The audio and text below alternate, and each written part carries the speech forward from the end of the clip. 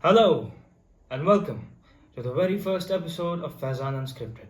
I am Syed Faizan, and this is the start of a journey where we'll dive deep into the most pressing issues of our time: history, religion, politics, current affairs, and much more.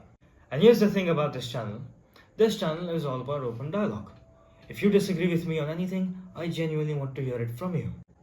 Drop a comment explaining why, and if I find your reasoning rational, I'll invite you to come up on this platform and have a live discussion with me. Because your voice matters, and I want this to be a platform where common people can have meaningful conversations.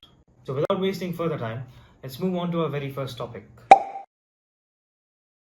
You see, today we're tackling a very sensitive topic that unfolded just a month ago in UK.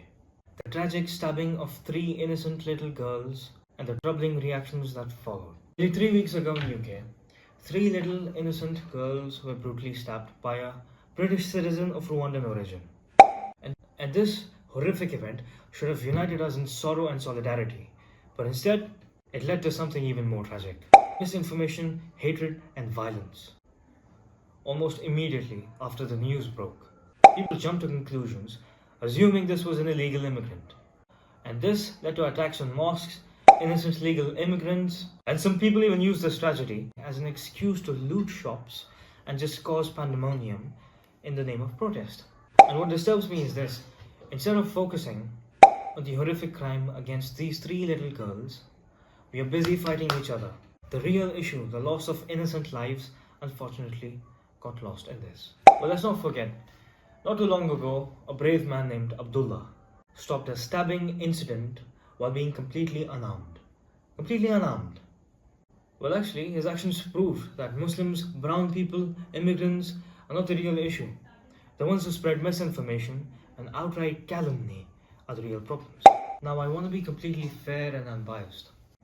I understand why some British native citizens are concerned about illegal immigration, because many of these immigrants come from war-torn countries, and they've seen annihilation of their families, destruction of lands, flattening of houses, evisceration. They've seen all of it. And they usually carry their trauma with them, which does not always lead to the best outcomes. But let's be clear, it's not the fault of illegal immigrants alone. The UK government's policies, their failure to manage immigration, and weak policing, which is extremely palpable, all play a role in this. From personal experience, I myself was born and brought up in the UAE.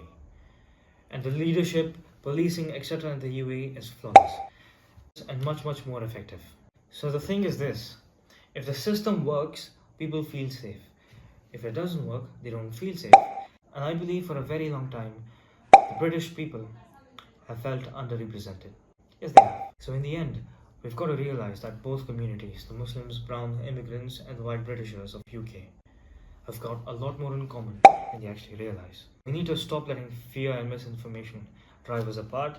Instead, let's unite in our shared humanity, in our shared sorrow for those 3 little girls, and in our shared desire for peace.